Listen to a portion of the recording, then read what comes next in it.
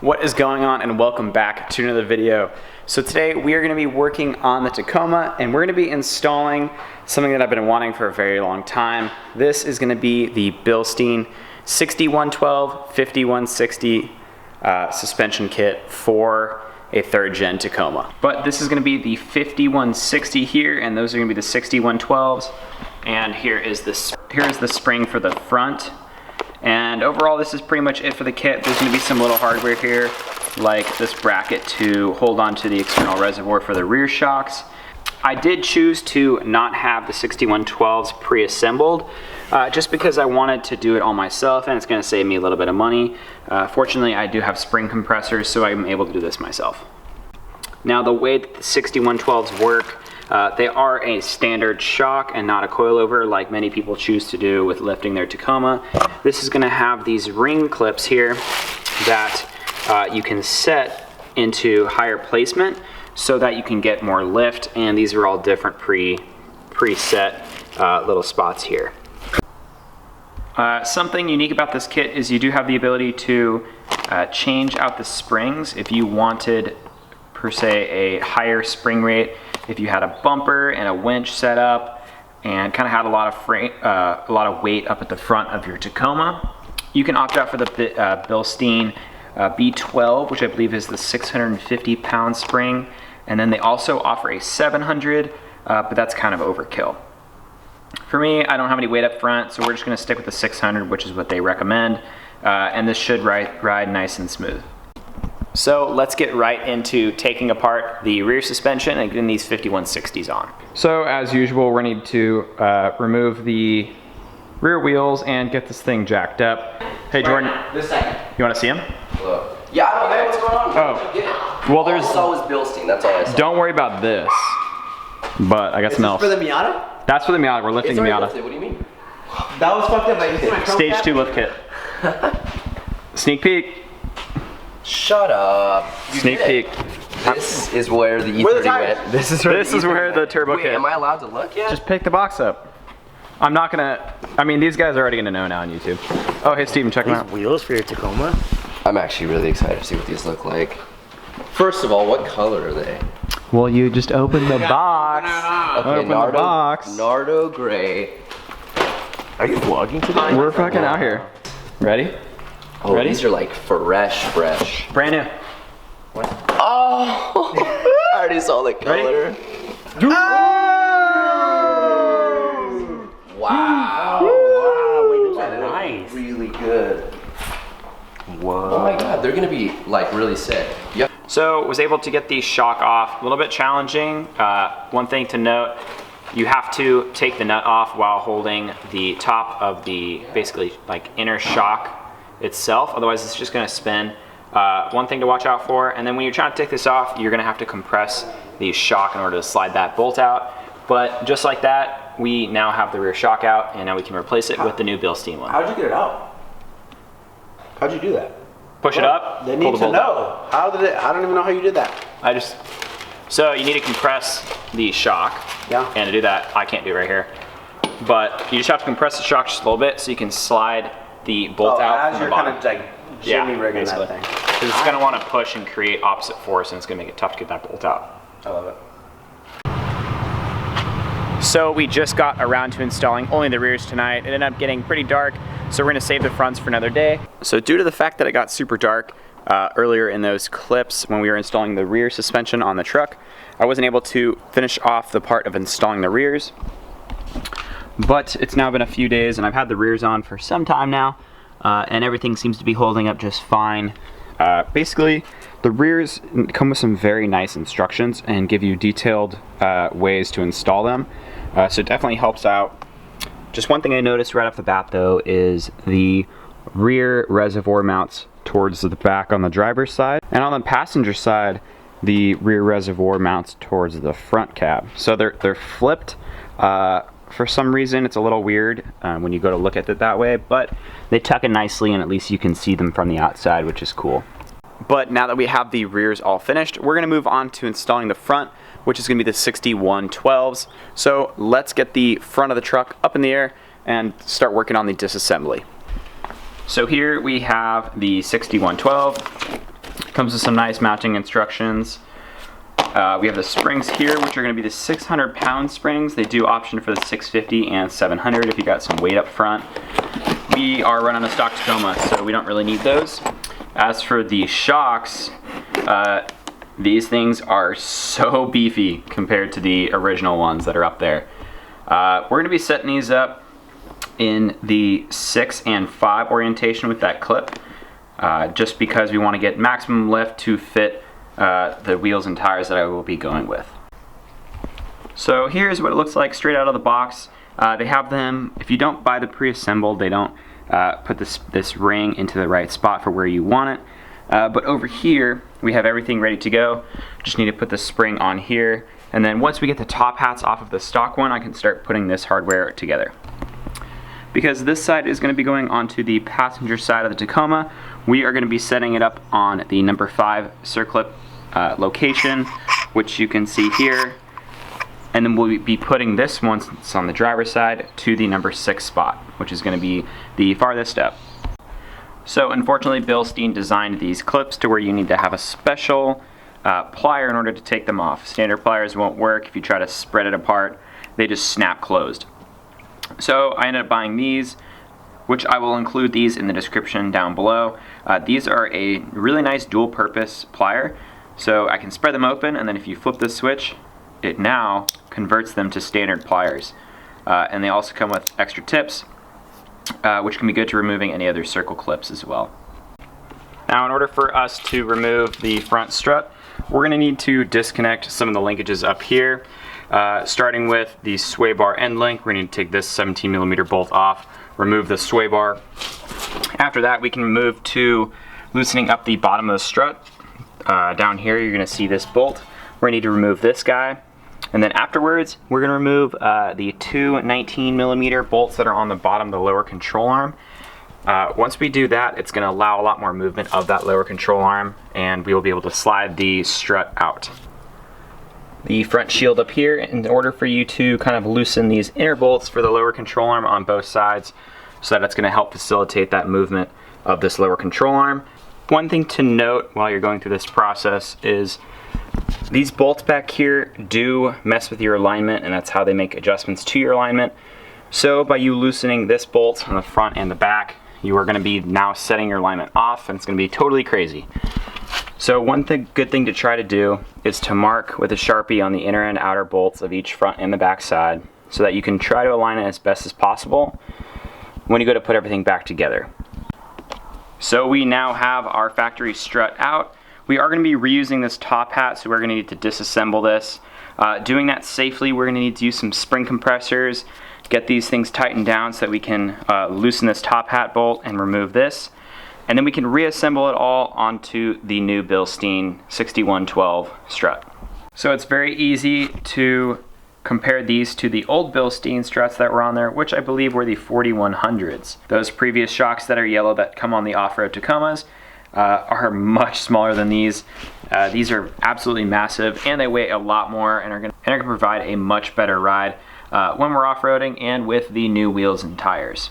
So I will also include in the description down below all the torque specifications for reinstalling these struts on the Tacoma. However, most of the research that I did for this setup that I'm planning on doing with the 33s and this Bilstein kit is going to be a close one, because this is going to be the smaller end of the lift that I should be going with. I should be going with a traditional 3-inch lift with a coilover suspension, and that would absolutely make me 100% confident in fitting these wheels and tires. But I have heard from some people that they were able to pull it off with a little bit of adjustment on the caster on the truck in order to push it a little bit farther forward, and also having aftermarket control arms will help with that as well. Going to reinstall these 6112s, you're essentially just going to repeat the process backwards. You're going to get these strut mounted up here at the top. With that bottom floating around, you're going to want to try to get these 2 19mm lower bolts back in. And once you get that, then you can put in the lower shock bolt, and then tighten your lower control arm, inner adjustment bolts and nuts up there. Once you get those tight, sway bar can go back in, and then you want to torque everything down. Theoretically, this should be torqued when there is weight on it. but it's gonna be pretty impossible to get under there. Whenever you make suspension adjustments like we're doing in this video, I'm also gonna be taking the truck to an alignment shop, and I'm gonna have them make sure everything is within specifications on the torque when they go ahead to do the alignment and making those adjustments back there. But just look how good these 6112s fit in the Tacoma. It just looks like those should have just been there from the start when I bought this thing. That's really how this car should have came. So I've put the Tacoma all back together now, and you can already tell that it is much higher than it was before. I know that it does have to settle over the next day or so with a little bit of driving so that the springs and everything can settle in. But that's pretty crazy how much lift we get right off the bat. Overall, the process of installing the 6112 with the 5160 in the rear, I don't think it's that technically hard. It is definitely time consuming, and it does require a few special tools. Benefit of ordering your shocks online is there are many retailers that will sell you them pre-assembled. If you don't have the tools and you don't want to do it yourself, I highly recommend that because you can pick the setting and the height and everything, and they can assemble them for you. So pretty much takes a few hours off the job.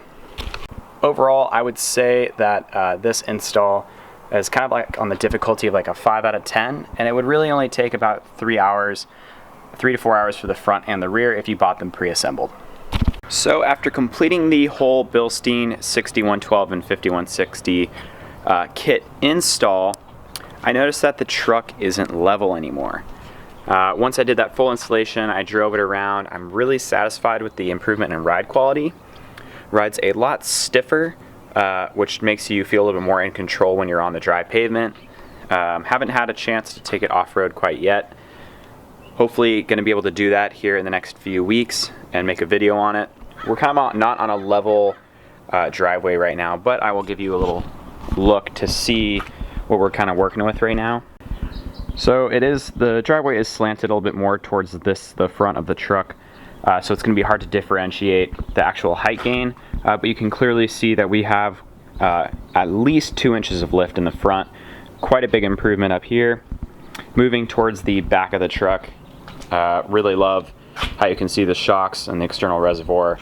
You can see that it hasn't really improved the height too much, and that's just because we just did a shock replacement in the rear. So if we're going to be able to fit some bigger tires, I would highly recommend, to balance out the height of the truck, is to get either an ad leaf or a leaf kit, which is what I did. So because I wasn't super happy with the level of the truck, I decided to order this Icon add-a-leaf kit. So I was able to get this add-a-leaf kit from Runnin' for Tacos. I will include them in the description down below as well for you to check them out and to see if you want to add a leaf or if you want to get a whole leaf pack. But let's get started with installing the leaf pack on the Tacoma to see the improvement. So got to get the truck up in the air and both the wheels off in the rear. So now that we have the wheels off the truck, now we can remove the lower shock bolt, which is a 19mm, and then we can also use that 19 on removing both the U-bolts on both the driver and passenger side of the truck. When you do that, you're going to want to have some jack stands well supported underneath the axle, because when you do that, it's going to want to push and drop the axle down. So that's a good way for it to catch and for it to hold it up. Once you are to this step and you've removed the U-bolts and the little bump stop that goes here, you're going to want to get some really heavy-duty clamps, and I would throw 2 of them on one on each side, compressing the leaf springs together so that when you go ahead and take the center bolt out, they don't pop and expand. And then once you get the clamps on here, you can then lower the rear axle a little bit to take some weight off the center bolt and then remove this guy. Another thing to be aware of is there's going to be this brake line holder. It's going to be a little 12mm bolt. You're going to want to remove that, so when you go ahead and remove the overload spring here on the bottom, it's not going to still be attached to this brake line. So now that we have the rear axle fully lowered, we're going to move the center pin, that bolt. Now we can take the new center pin, take the bolt off from the new leaf pack that we're going to be adding in there. You're going to remove this bolt up here and this one down here. Thing to keep in mind is this longer tail that you see here is going to need to be going towards the rear of the truck. From here, now you can slowly loosen your clamps, remove this overload spring down here on the bottom, and throw in your new leaf pack addition. Now that we have installed the add-a-leaf kit into the back, you can now recompress your springs as much as you can, hand tight, and then you can jack up your axle until the center bolt lines up back in the center there. Once you have that up, then you can go ahead and tighten this nut, and once you've done all that, then you can start to reassemble this side of the rear end.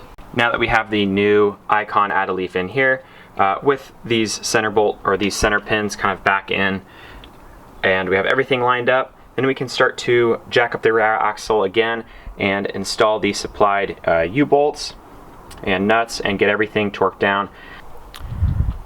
So I did run into an issue where I had to do a little bit of improvising and some slight modification from the directions.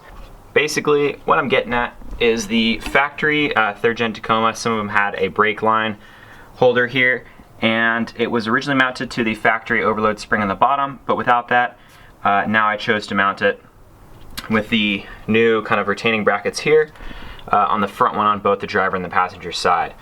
The only issue is I did have to use a step drill bit on the factory bracket, this silver bracket, in order to make the hole large enough for these bolts to slide through. The next part that is normally required, just takes a little bit of time, is under here with this center bolt.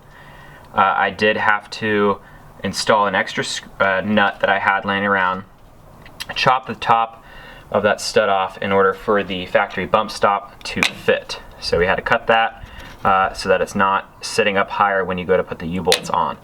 So I had to do that on both the passenger and the driver's side as well. Now, since all of this is on, I've made these fairly tight, not totally torqued down, making sure that this is also very tight.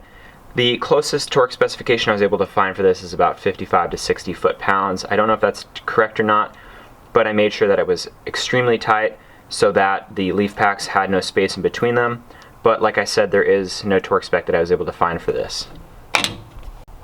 From here, now we can go ahead and put on the U-bolts and kind of get this all lined up.